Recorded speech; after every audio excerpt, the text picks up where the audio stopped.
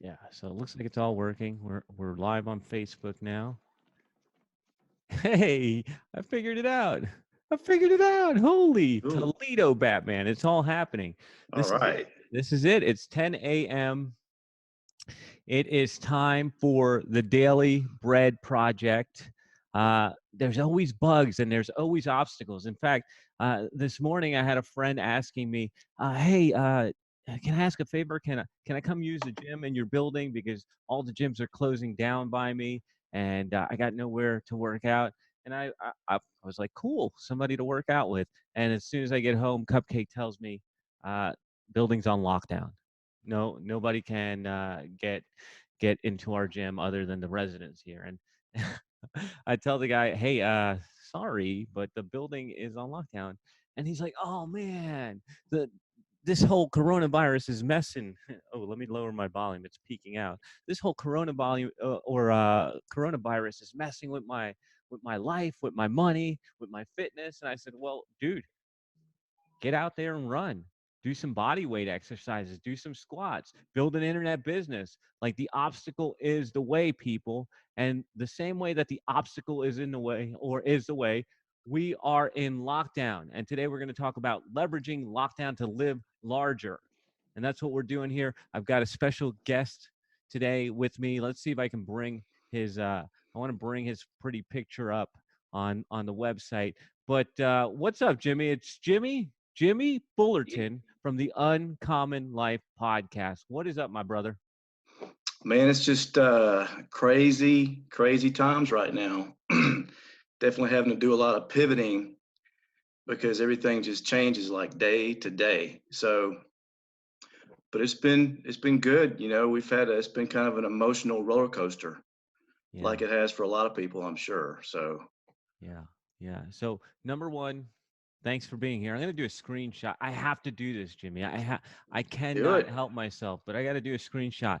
Look at the screen, people. Can you see that screen? Yeah, you can see that screen, can't you? Living your faith with relentless persistence, unfiltered and unleashed. This is Jimmy Fullerton right here. He's in your earbuds. He's part of the Podcast Factory family, and we share a lot of the same values. That's why he's here with me today. And you were one of the first people, Jimmy. You got technical difficulties going on, you got on the ground businesses. What inspired you to be here today? I have, since this started, really, I guess it's probably last week was pretty good up until about Friday. Things started to kind of shift. Up until then, I was kind of, you know, thinking this was just a silly little reaction, panic reaction to something that really wasn't that big of a deal.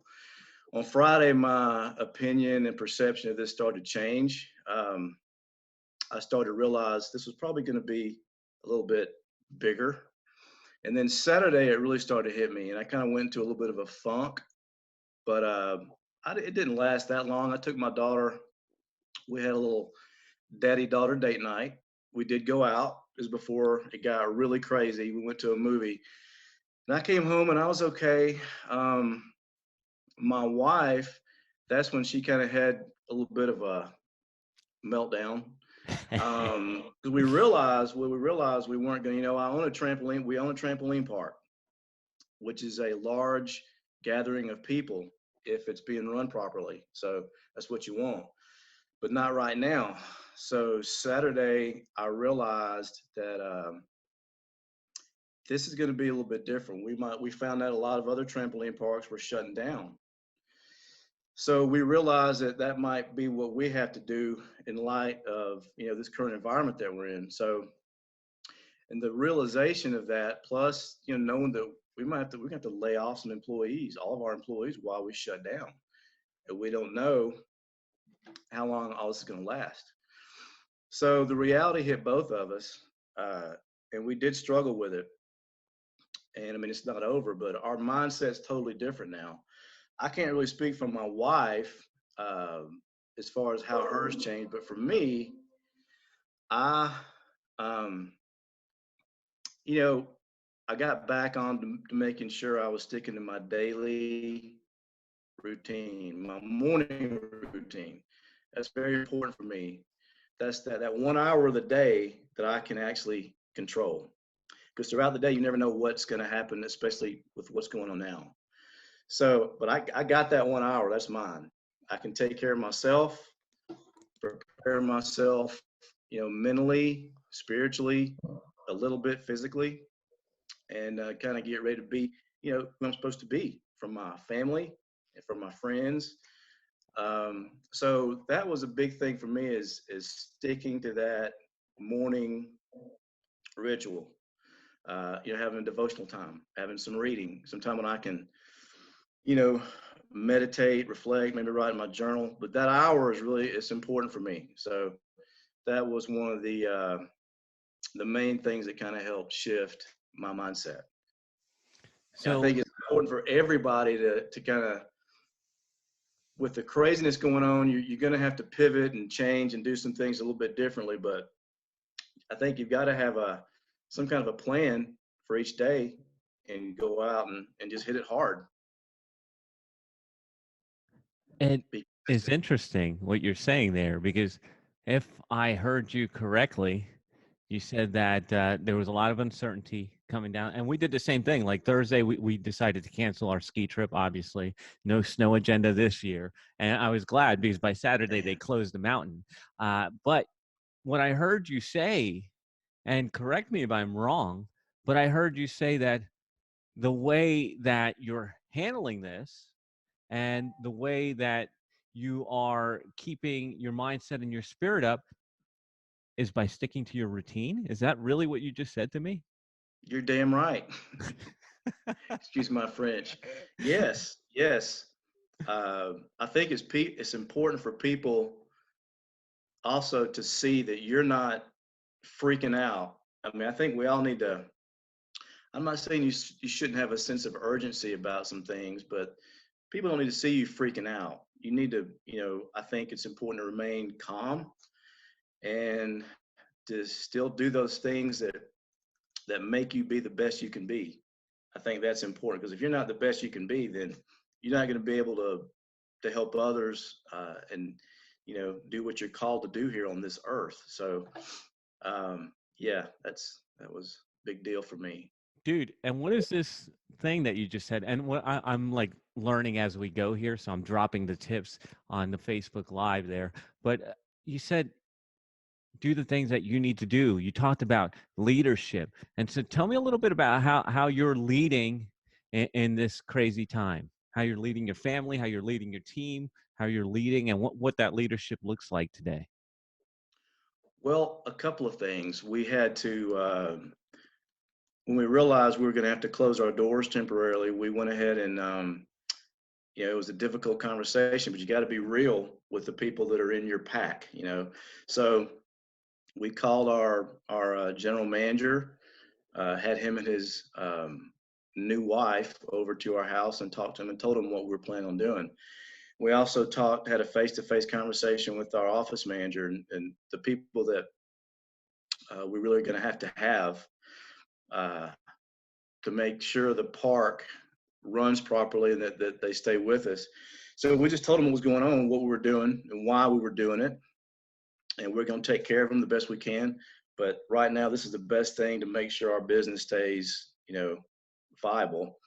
So I guess the bigger thing is we were very transparent and very honest with our people, with our staff. We had to lay off. We're talking about 50, 55 people that we had to lay off. Wow, that many. So yeah, so that's why it loomed very heavy on us about what was in front of us. But once we did that, and we were very honest, very open, and very real. Once we did that, it kind of helped us to move forward. So that was a very big deal for us. That was a gorilla we got off our back. And we want to make sure our people. I mean, they're like family to us. So, especially my wife. I mean, it's that was a very big decision. But like I said, leading by being honest, not denying the reality of the situation, but being transparent and honest and making sure that everybody understands why we're doing what we're doing, and they respected that. So that's one way to lead is, if you have a business and you have a lot of employees, you've got to be honest with them. You can't lead by fear of what they're going to do. You got to be honest and transparent, very transparent with them. I think they respect that. So that's one thing. The other thing is they see we're not freaking out. We're not panicking. The world's not coming to an end. We're just continuing to, we're doing the right things and trying to live our lives, day to day, and plan as much as we can out in the future, given the situation, which is unprecedented in my lifetime. Um, but, stability, transparency, honesty, and remaining, calm and at peace, not freaking out. Do the opposite of what everybody else is doing. Come on. Don't tell me that whole garage of yours is not filled with toilet paper right now. It's not, man. I was going to post something on social media about this. This is a pet peeve of mine because, if you read the Bible, when God is leading the Israelites in the desert day to day, he gives them manna, and those that gather too much, what happened to them? They got a plague or they got worms. So those people that that want to hoard and gather too much, think about that. I'm just saying it's in the Bible. So, I think you should do some common sense things for your family, but this thing about buying, like, taking out money, $500 to buy toilet paper. I mean, it was ridiculous. I mean, it's like the most important thing for these people was taking care of that down there. Yeah. So it just Staying bothered me. clean, man. Staying Yeah, clean is good. yeah, it is. It is. Obviously, it is to a lot of people too. So, uh, where the hoarding thing, yeah. So that kind of, like I said, I do believe in doing some common sense things to take care of your family. But, you Like know, what? Give me an example. So it's not hoarding toilet paper. So what are some common sense things without panic, without any of that craziness? What are some of the common sense things that you oh, recommend? all right. Well, we had already been planning on buying a freezer for some time. We need a freezer. So we thought, this would be a good time to do it. But it's not, because the freezers are pretty much bought out now. Really? But I do think something like that is good. Buying, frozen food, uh, you canned stuff, stuff like that will tide you over if there's how fragile the supply chain is right now. So Yeah. if there's a temporary shortage of something, you have enough to kind of tide you over. I'm talking about maybe a few weeks, maybe a month, but not like 6 months or a year. So, that kind of stuff. Yeah. And we did a lot. That's something else that's kind of helped is we've been as proactive as we can, finding out about what our options are about a business like ours. Things like business interruption insurance. What does that cover for us? Um, working out things with lenders, landlords, making sure they're working with us because they want us to have we don't want to bleed through all of our capital. I mean, we're in a good position, but you just doing common sense things like that to kind of help you prepare for, you're not sure what, but they help you mentally because you're engaged, you're taking action, you're doing things to help yourself, not just reacting and waiting for another shoe to drop. You know, Yeah. So does wonders for your attitude doing stuff like that. I got to tell you, I'm in full agreement with you. We didn't hoard, but we do have like a week's worth of groceries just because we're not going out, and so I had to buy groceries because we usually go out a couple times a week. I have not Yeah, bought any toilet paper, so I don't know anything about the toilet paper shortage. I got what I got, and if not, I got water. And Brandon Neely says he's got rags if we need, so he's offering to help. And this is a time right now that we can all help each other. Hey, you can. In the Philippines, they just clean themselves with a little bit of water. They just put some. yeah, So let's yeah. share some tips here. But let's talk about keeping your spirits up, because you just mentioned that all of this that you've done has helped keep you in a positive frame of mind. So what are you doing? What are some of the things that you're doing to stay positive right now? Well, there's several things. One, I think it's a really good idea when you get hit with something like this. to keep trying to learn. And like for instance, I'd started this before all this pandemonium, but I've been learning about affiliate marketing, um, and I've continued to do that. And actually, I've been working with a guy that is really good at it and has been doing it for a while. And I woke up, I went to bed last night, and then I woke up this morning and I actually made some money doing nothing. So it wasn't much, but it's a start, and it did wonders for my mind to say, hey man, look, there's something positive that I can do here. It's got big potential, but you got to start somewhere. So stuff like that, continuing to learn, I think is really, really important because there's a time way back. In fact, when I first hooked up with you, it happened. I'd been following your podcast, your Making Agents Rich podcast from way back, way back. And you had this seller getter program you were selling, and I had not bit the bullet and decided to do it yet, but I was in the process of doing I was selling a rental property, and there was another deal I was working on that depended on me selling that house and getting a certain amount of money. And I had the property under contract, and everything was going fine. I was happy. And then the deal fell through out of the blue. It's like somebody hit me in the stomach. I was like, oh. I mean, I knew I was going to struggle with that. So, but for some reason, I decided, you know what? Now would be a good time for me to purchase that. It wasn't that expensive. I mean, it was reasonably priced. So I decided, you know what? I'm going to buy it. I'm going to do that program. I'm going to start that training program. And it did wonders for me mentally. It's like I went from a bad place mentally to like, oh, I got something I can learn. So it kind of got my momentum going in a different direction. So stuff like that, I think, is huge because you realize, your life's not over. I can still be learning. I can still be growing. And as long as you can do that, that helps you mentally.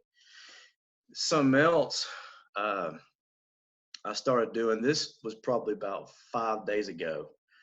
I've been reading about this for a while. I think I first heard about this on the Tim Ferriss show a while back, or maybe in a book. But have you ever heard of the cold plunge? Oh, are you doing that?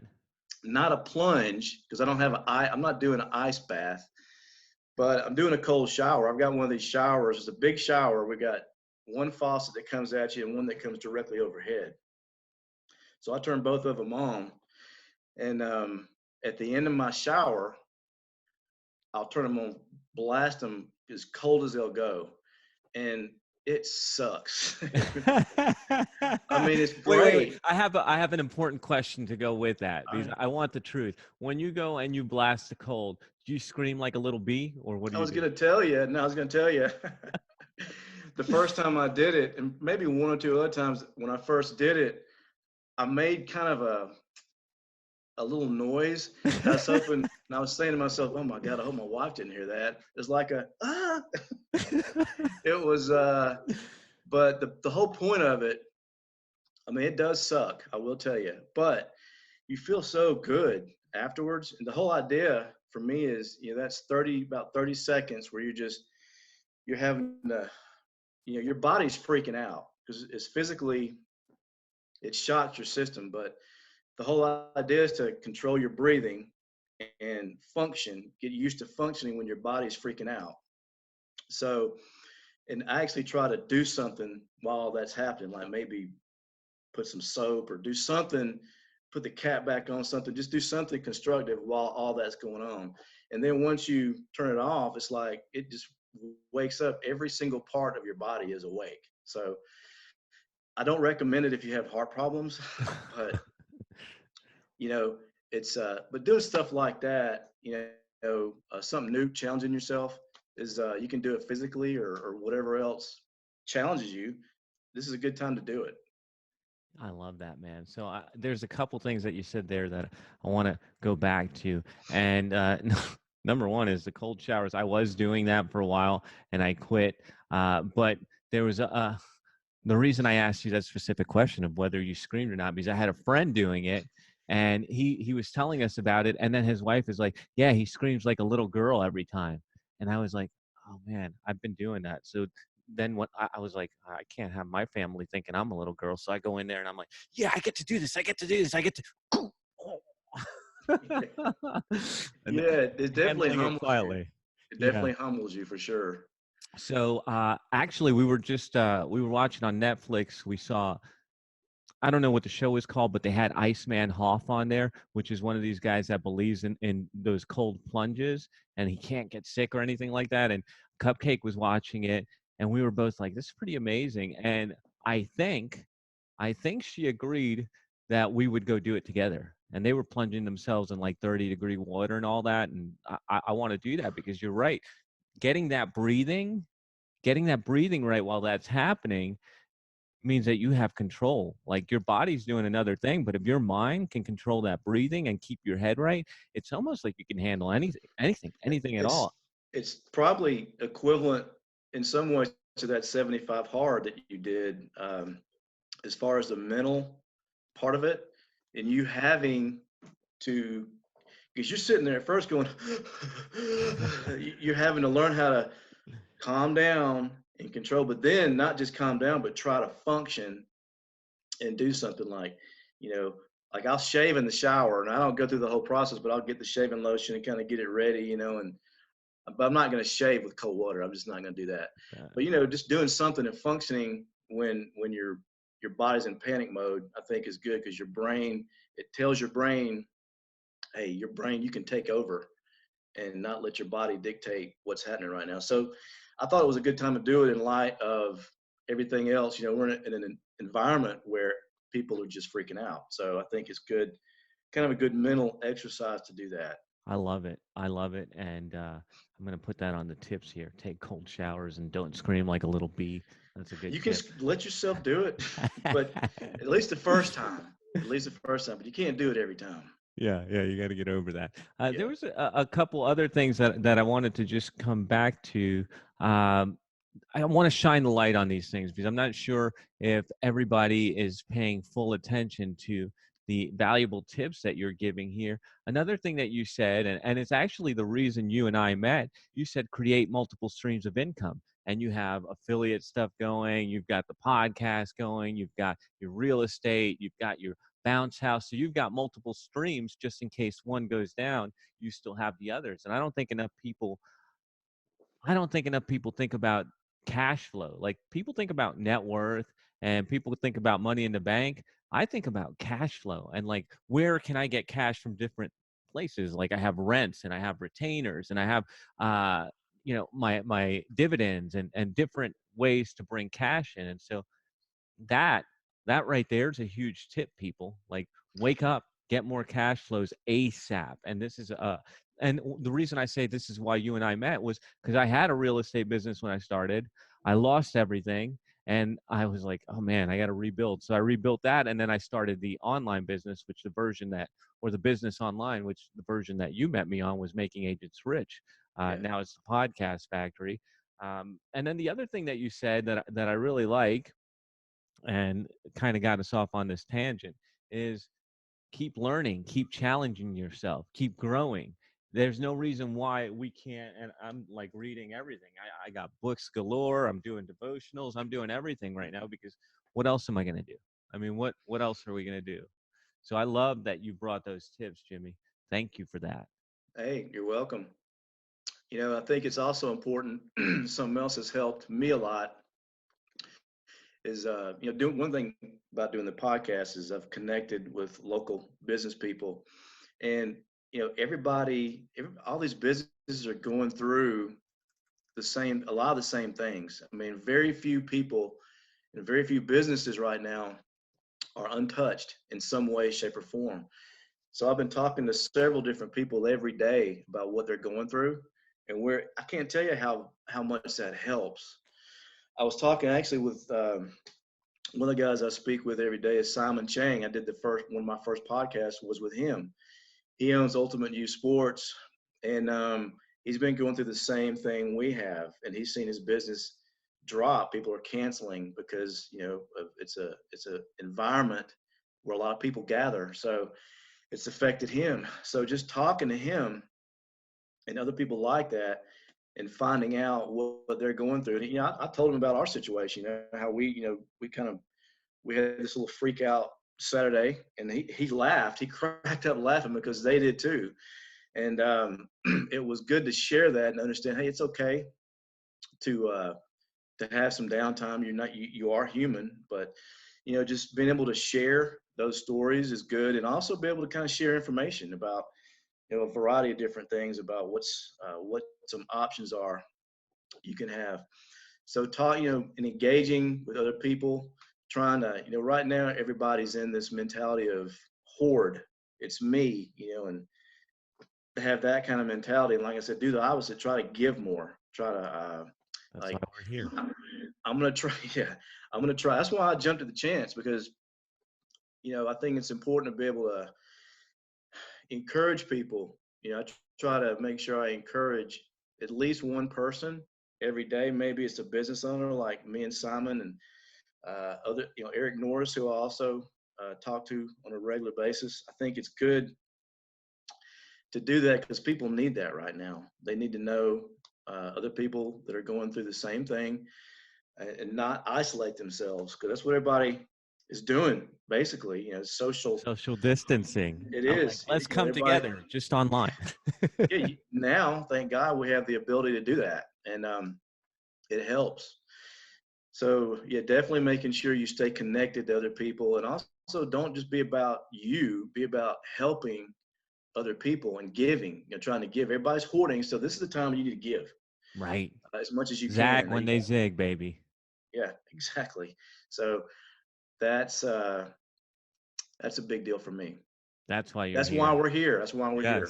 Yes, that's why you jumped right on this, and this is why we're together, and this is why I call the podcast factory a family, and this is what I've learned more than anything is that like attracts like. You're like me. We like each other. We're gonna work together. We've known each other for many, many, many years, and we work together through different iterations, and so I'm stoked that you shared some time with us here today. I mean, there's tips galore. I'm going to go back and see if I have them all here. I can't even read all this.